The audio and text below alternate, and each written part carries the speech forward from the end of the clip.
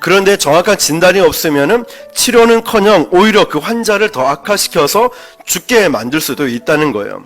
정확한 진단이 얼마나 중요합니까? 정확한 처방을 내릴 수 있기 때문이죠. 그런데 이런 상식이 무시될 때 사태는 더 심각해지는 것을 볼 수 있습니다.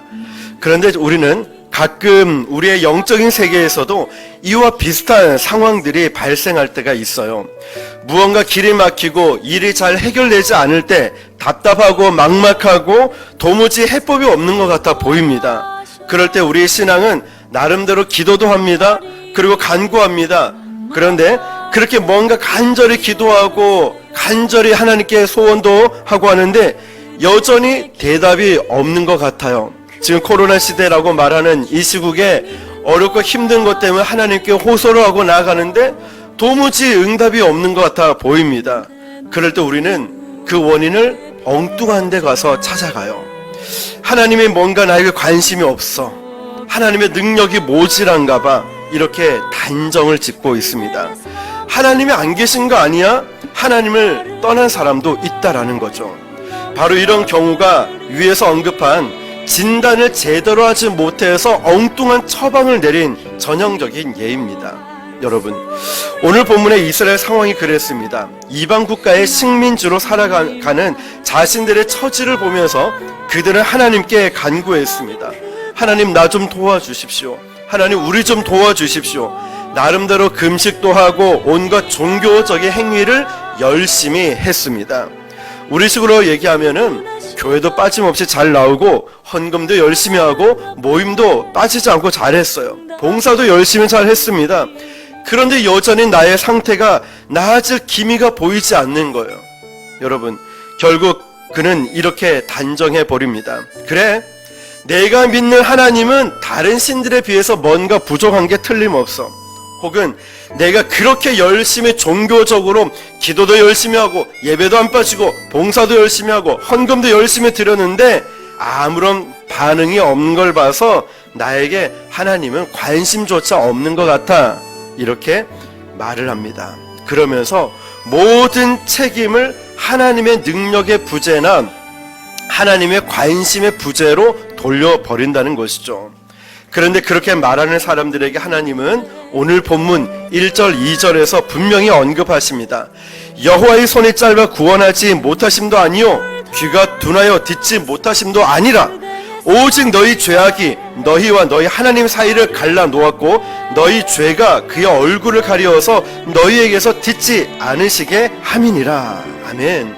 여러분, 우리는 모든 문제를 하나님께 다 돌려요. 모든 문제를 저 사람에게, 모든 문제는 나를 제외한 모든 환경으로 돌립니다. 하나님, 제가 이렇게 열심히 했는데 왜 안 주십니까? 제가 열심히 봉사했는데요, 열심히 헌금도 했는데요, 하나님, 제가 지금까지 예수님 잘 믿고 살아왔잖아요. 근데 왜 나에게 이러십니까? 하면서 모든 걸 책임을 하나님께로 다 전가시킨다는 것이죠. 다시 말하면, 즉 너희가 금식도 하고 나름대로 집회도 참석하고 열심히 헌금 봉사도 했지만 정말 중요한 문제가 있다. 즉 죄 문제에 대해서 너희는 깨끗하지 못하다는 거예요. 우리 자신을 한번 돌아보세요. 분명히 나는 열심히 주님을 위해서 봉사를 하고 섬긴 것 같아요. 근데 정말 정작 중요한 문제인 죄 문제에 대해서는 전혀 언급하지 않고 있어요. 여러분, 죄를 짓고 있는 자신들의 근본 원인을 찾아보지도 않고 죄 가운데 있는 내 모습은 전혀 생각하고 고치고 돌이킬 생각도 없는 채 엉뚱한 것만 들먹이면서 자꾸만 모든 책임을 하나님께 전가시키고 있다는 거예요. 그렇다면 나름대로 열심히 신앙생활을 한 것은 무엇이고 하나님께서 지적하는 이 죄는 무엇일까요? 그들은 자신들의 종교적 행위를 통해서 모든 것을 합리화시키고 있는 거예요. 금식도 했습니다. 몸도 괴롭게 하고 기도도 하고 봉사도 했습니다. 그런데 이런 행동들은 정말 신앙적인 자세에서 우러나온 것이 아니라 겉으로 보기에는 그럴싸한 행동이었다는 점이에요. 겉으로 보기에는 믿음이 좋아 보이고 기도도 많이 하는 것 같고 예배도 잘 참석하고 봉사도 열심히 하는, 겉으로 보기에는 그랬다는 거예요. 즉 정말 중요한 속 알맹이는 빼놓은 채 외적으로 보이는 행동을 통해서 합리화시키는 거예요. 내 마음은 딴 곳에 가 있어요. 나는 죄 가운데 여전히 있어요. 여전히 하나님이 하지 말라는 그 죄 가운데 나는 빠져 있다는 거예요. 이 죄가 그대로 남은 채 외적으로 보이는 거룩해 보이는, 믿음 좋아 보이는, 신앙이 좋아 보이는 이 형식만 갖고 있다는 것입니다. 바로 그런 행동들을 하나님은 지적하시는 거예요. 겉으로 아무리 그럴듯한 종교적 행동을 하더라도 실제 우리의 삶과 모습, 그 동기가 올바르지 못한다면 그건 잘못된 거다 말씀하시는 거예요. 그 구체적인 내용이 오늘 읽었던 2절에서 8절까지 기록되어 있습니다. 그들이 저지른 구체적인 죄가 뭘까요? 하나님은 우리의 신체 부위를 언급하시면서 지적하십니다. 3절 볼까요? 3절은 너희 손이 피해 너희 손가락이 죄악에 더러워졌으며 너희 입술은 거짓을 말하며 너희 혀는 악독을 내밀어. 4절 공의대로 소송하는 자도 없고 진실하게 판결하는 자도 없으며 허망한 것을 의뢰하며 거짓을 말하며 악행을 잉태하여 죄악을 낳으며 공의와 진실대로 판단하거나 소송하지 않고 여러 가지 이권에 따라 구분 판결을 내며 악행을 일삼고 있다라는 거죠. 이어지는 또 7절 말씀 보면 그 발은 행악하기를 이에 빠르고 무죄한 피를 흘리기에 신속하며 그 생각은 악한 생각이라 황폐와 파멸이 그 길에 있으며. 여러분 이 말씀을 한번 보십시오. 게다가 행악하기에 빠른 발을 가졌고 항상 악한 생각으로 가득 차 있다라는 거예요. 여러분 지금 모든 진단을 제대로 하지 못한 채 지금 원인은 나에게 있음에도 불구하고 모든 책임을 하나님께 전가시키고 있는데 그 죄악을 찾아보니까 바로 이런 말씀들이 나온다는 거죠. 이 결론적으로 요약을 하면은 삶의 모습에서 공의와 진실대로 행하지 않고 그저 종교적인 행위만을 가지고 그것을 합리화를 시키고 있는 자세를 하나님이 꾸짖고 있다는 거예요. 여러분 우리 자신의 모습을 한번 돌아보십시오. 정말 내가 하나님 말씀대로 살지 않고 내가 정말 아직도 죄 가운데 있음에도 불구하고 자꾸 종교적인 행위만 내가 집중하고 있는 거예요. 종교적인 행위, 예배의 자리 지키고 있습니다. 봉사도 열심히 합니다. 기도도 많이 합니다. 행위에 집중하고 있어요. 예배 드릴 때 내 중심, 내 마음이 온전히 하나님을 향하고 있습니까? 봉사의 동기가 순수하게 정말 하나님 말씀, 하나님을 기쁘시게 하는 그 동기가 있습니까? 오늘 집사님 기도한 것처럼 이 말씀의 기준이 내가 있습니까? 우리 자신을 돌아와 봐야 돼요. 정말 내 중심은 올바르지 못한 채 모든 책임을 하나님께만 막 전가시켰나? 하나님 이 나라 민족이 왜 그럽니까? 하나님 정말 살아계십니까? 하나님께 책임을 전가하는 거예요. 정말 순수한 우리의 중심, 우리 마음은 어떻습니까? 내 마음 말이죠. 이런 행동을 8절에 이제 보면은 평강의 길을 알지 못하는 것으로 정의하고 있습니다. 다시 말하면 무시무시한 조폭들이 선량한 시민들을 붙잡고 야 우리 이제부터 평화하자. 평화한 거야. 이제 화평케 된 거야. 평강이 허락해 된 거야. 자 무슨 말입니까? 그렇게 조폭이 막 평화 우리 잘 지내자 행복해질 거야 막 이러면 이게 되는 겁니까? 아니라는 거예요. 서로 관계가 회복이 이루어진 다음에 평화가 되는 거지 일방적으로 우리가 평화가 된 거야 이제 잘 지내보자 일방적인 아니라는 거예요. 어떻게 됩니까? 서로 관계가 회복이 된 다음에 자연스럽게 이루어지는 것이 평화의 상태라는 거예요. 그렇다면 이제 어떻게 문제를 해결해 나가야 될까요? 그렇다면 어떻게 이 관계를 회복하며 나갈 수 있겠습니까? 자, 첫 번째 먼저는 우리 자신의 죄악에 대한 인식이 필요해요. 정확한 진단이 필요한 것처럼 하나님께 자꾸만 책임을 전가하지 말고 내 자신의 죄를 정확하게 파악을 하고 진단을 해보라는 거죠. 내 자신에 대한 정확한 인식이 필요 있을 때 우리의 잘못과 죄에 대한 고백이 나올 수 있다는 거예요. 그렇습니다 주님, 제가 이렇게 교만했습니다. 제가 이렇게 불순종했습니다. 제가 이렇게 거짓 가운데 있었고 이렇게 제가 세상 쾌락을 즐기며 살아왔던 이런 교만한 죄인입니다. 이 고백이 필요하다는 거예요. 나를 인정하지도 않으면서 하나님 왜 나에게 직장을 안 주십니까? 하나님 왜 나에게 배우자를 안 줍니까? 왜 나에게 물질을 안 줍니까? 아니, 그러지 말고 먼저 내 자신을 돌아보고 정확하게 진단해보고, 그렇습니다. 모든 원인은 나에게 있었습니다. 제가 이런 죄를 지었습니다. 이런 회개의 자리, 이런 고백이 필요하다는 것이죠. 자신의 잘못을 인정하지도 않는데 어떻게 용서가 있고 어떻게 처벌을 감해줄 수 있겠습니까? 공동체 안에서도 나는 선하고 너는 악하다식의 상호 비방이 아니라 모든 것을 나의 잘못과 허물로 고백하고 회개하며 나아가는 자세가 필요하다는 거예요. 하나님은 바로 저와 여러분에게, 또 이 나라 이 민족에게 이것을 필요하다고 말씀하시는 거예요. 자꾸만 서로 비방하는 것이 아니라 나만 옳고 너는 잘못됐다, 이게 아니라 서로 잘못되고 서로 부족한 것을 인정하고 함께 회개의 자리로 나와야 한다는 것이에요.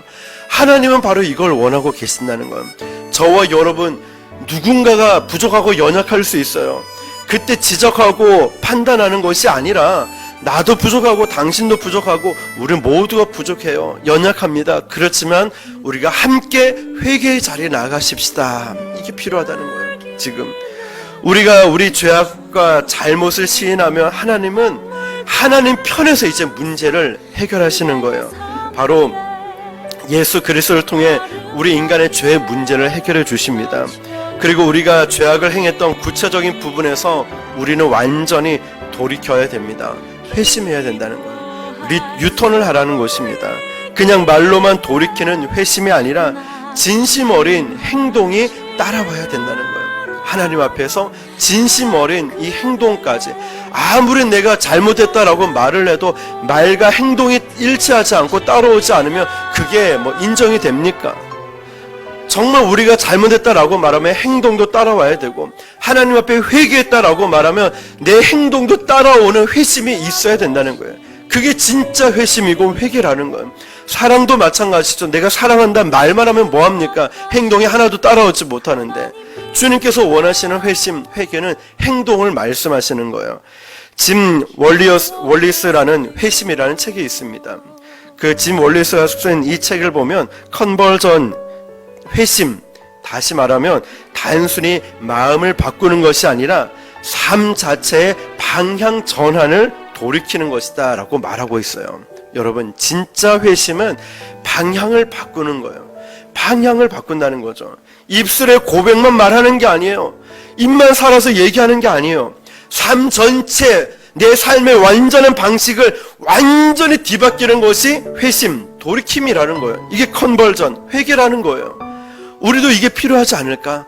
하나님께서 지금 이 시대를 바라보고 이 시대의 악행과 이 시대에 일어나는 상황들을 보고 판단하고 분석하고 정죄하고 이렇게 말하는 것이 아니라 진짜 이 상황을 보면서 컨버전, 회심, 방향 전환, 우리 기독교인들에게, 예수 믿는 자들에게 원하는 건 이런 소용들이 큰 태풍을 통해서 판단하고 정죄하는 게 아니라 돌이켜라, 너는 회개해라, 하나님이 계속 사인을 보내는 거예요. 근데 우리는 자꾸 분석하려고 그래요. 싸우려고만 해요. 자꾸만 이 현상을 두고서 왜 그러냐 분석을 내놓기 시작합니다. 아니에요. 그게 아니라 이 현상을 보면서 내가 회개해야 되겠구나, 우리가 회개해야 되겠구나, 우리가 함께 기도의 자리로 나가야 되겠구나. 주님이 원하시는 그 마음이라는 거죠. 바로 그렇게 자신의 잘못을 회개하고 회심한 자에게 하나님의 언약과 약속은 그 위력을 바랍니다. 20절, 21절을 보시면 돼요. 하나님의 언약은 결코 의미 없는 게 아닙니다. 하나님의 말씀에 영향력이 있고 역사하는 힘이 있습니다. 그런데 그 약속은 언제 이루어질까요? 20절 말씀처럼 죄가를 떠나는 자에게 임한다라는 거였어요. 죄악에서 떠날 때, 죄를 회개할 때, 완전히 방향 전환할 때 하나님이 역사하신다는 거예요. 여러분, 이 말씀처럼 돌이키는 자에게 은혜가 임할 줄 믿습니다. 그리고 그렇게 은혜를 경험한 사람들이 참된 평강의 상태를 맛볼 수 있습니다. 하나님의 영광과 더불어 살아갈 수 있는 것입니다. 이제 우리 자신을 한번 진단해 보십시오. 아까 앞서 말씀드렸듯이 의사가 그 환자에 대한 정확한 진단을 내리지 못했을 때 오히려 환자는 고통 가운데만 있게 됩니다. 심지어는 영적으로 죽게 될지도 모릅니다. 그래서 그 환자는 병원을 옮겼어요. 옮겼더니 정확한 진단을 받았더니 정확한 치료를 받고 나을 수 있었어요. 우리도 마찬가지예요. 내 자신을 정확하게 진단할 때 나는 정확하게 처방을 받을 수 있고 내가 고침을 받을 수 있고 회복을 경험할 수 있다는 거예요. 하나님 앞에서도 마찬가지예요. 우리가 자꾸 모든 책임을 하나님께 돌리기 이전에 내 자신에 대한 정확한 진단을 하십시오. 이 세상에 대한 또 이 나라에 대한 정확한 진단이 필요한 거예요. 하나님이 원하시는 건 컨버전, 회심, 그리고 회복이 우리에게 임하게 될 것입니다. 말씀을 정리하겠습니다. 여러분, 내 삶에, 우리의 삶에 문제가 있습니까? 먼저 뭔가 답답하고 막힌 것처럼 해결이 되지 않습니까? 이 나라, 이 민족을 볼 때, 우리 가정을 볼 때, 우리 사업장을 볼 때 그런 답답한 어려움들이 있습니까? 그렇다면 원인을 엉뚱한 곳에 가서 찾지 말고 하나님과 나 사이에 막힌 담은 없는지, 하나님과 나 사이에 관계가 문제가 없는지 돌아봐야 돼요. 나와 다른 성도와의 관계에 죄악을 행한 것은 없는지 먼저 점검해 보아야 됩니다. 그리고 온전하지 못한 부분이 발견된다면 하나님께 그대로 시인하고 고백하십시오. 하나님께 그대로 인정하고 나가는 거예요. 그러고 나서 완전히 돌아서야 돼요. 그 죄악에서 완전히 돌아서야 돼요. 그럴 때 우리는 참된 회복의 은혜를 경험하게 될 것입니다. 그렇게 하나님, 성도들과 주변 이웃과의 올바른 관계를 통해서 정말 참된 신앙의 그 맛을 경험할 수 있길 바랍니다. 여러분, 지금 어렵고 힘든 상황이지만 오늘 제목처럼 참된 회복을 원한다면 오늘 내 자신을 정확하게 분석하고 진단하고 하나님께 모든 은혜를 받을 수 있고 또 하나님의 인도하심을 경험할 수 있는 저와 여러분 되시기를 예수님의 이름으로 축원합니다. 기도하겠습니다.